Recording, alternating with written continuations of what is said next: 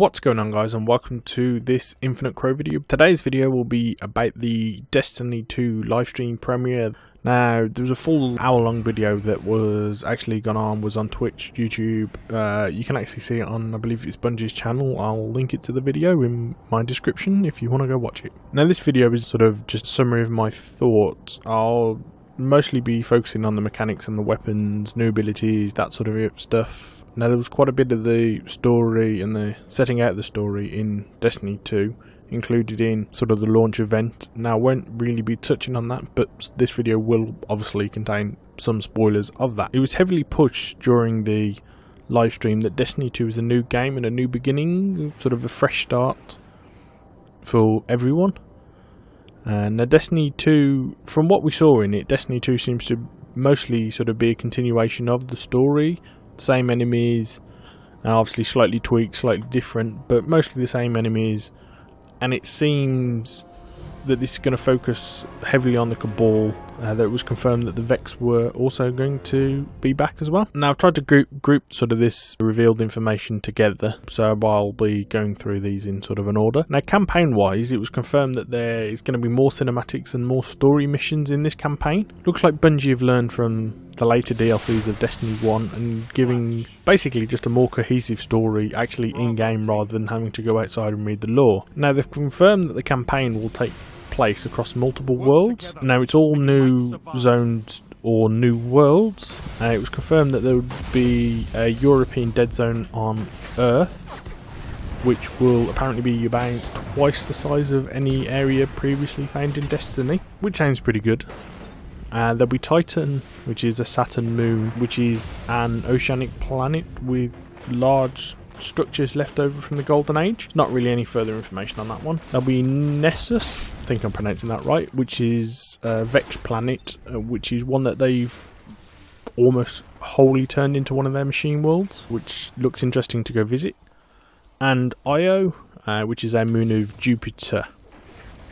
Now, apparently this is one of the last places the Traveller touched before the collapse, and is a sacred place for warlocks, and there's a lot of mythology around it.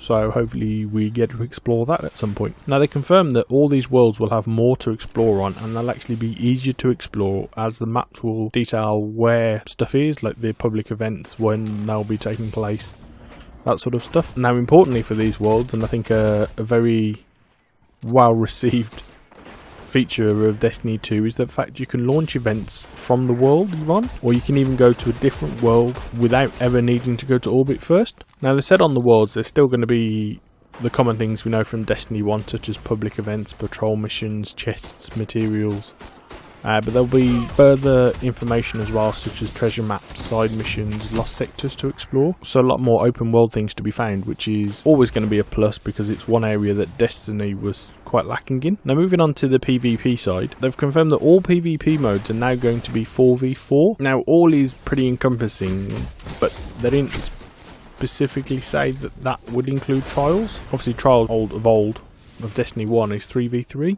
So could we see that move to 4v4? They confirmed that there is also going to be a change in the HUD. And now, whether this is actually in all modes or just PvP, but they've confirmed that it will give you information such as if the enemy player has got their super, picked up power, ammo, etc. That sort of information. They also released a very brief detail of a new mode called Countdown, which is an attack and defend game mode, but that was about all that was covered on that. Now, obviously, no new content of Destiny is really complete without a raid. They highlighted that there is going to be a new raid, but there was no information on that actually in this launch event. What they did actually highlight, which was of interest, was that only around 50% of players in Destiny 1 in the 2 years that it's been going have ever actually completed the end game content.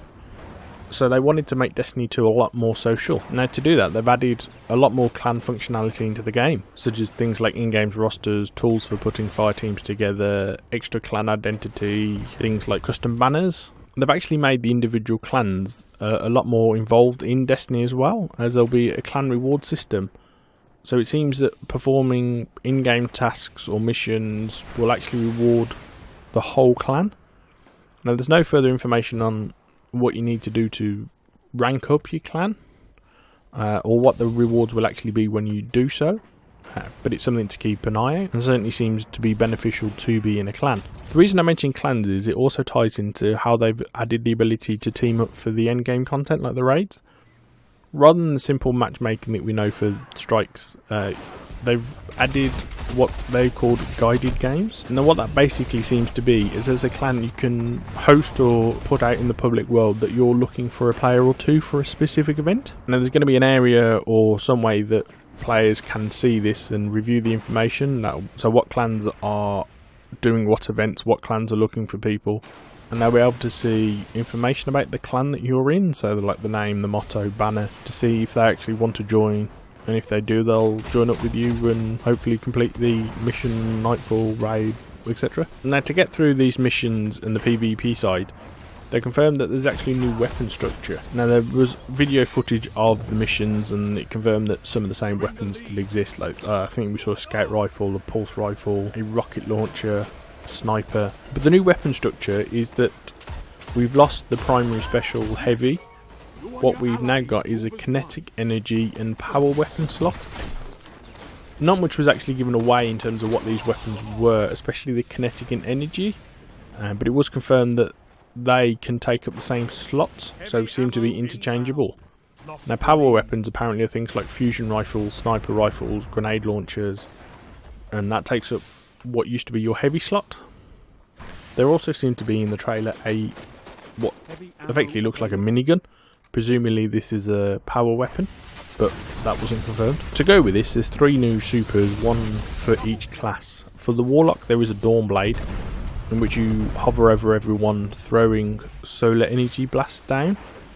It looked a bit like the Titan hammers that we've already seen, but it just seems to be that you're throwing energy rather than an actual hammer. For the Titan there is what's called Sentinel, in which you summon a shield that you can hit people with or throw the shield at enemies. When you throw the shield, basically it seems you're living out your sort of Captain America fantasies. Now from the videos it looks like the Sentinel for the Titan is going to be void damage, which will be useful considering that the Titan has no offensive void super. Moving on though, for the Hunter there's the Arc Strider, in which you summon Arc Staff to basically beat the enemies with. It looks quite a lot like the Blade Dancer super, but with a staff and a lot more acrobatic than Blade Dancer was.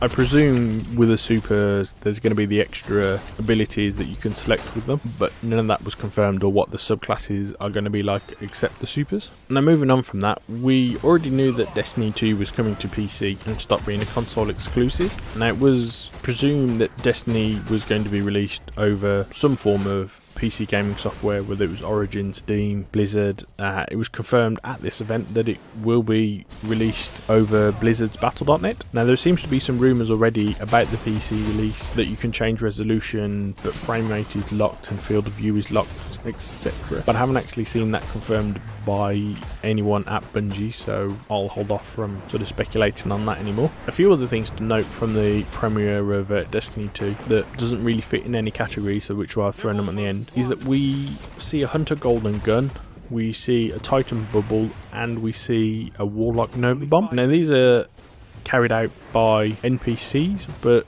is it going to be that we'll see the old classes return, the old supers still in the game? It also appears that a character has a forward-facing deployable shield. Now there's no information on this, it's just a quick clip in the video which I've put the screenshot up for you to see. Now I presume this is a Titan shield as it sort of fits in with their ethos, but as I said, there's no information on this. Next is that it actually looks like football is included in the game. I think everyone at some point has found the football that's in the tower, but from the screenshot it looks like there is actually a proper football net and a pitch. Now it's not confirmed whether this is just a bit of fun in the communal area or whether it's actually going to be a PvP game mode.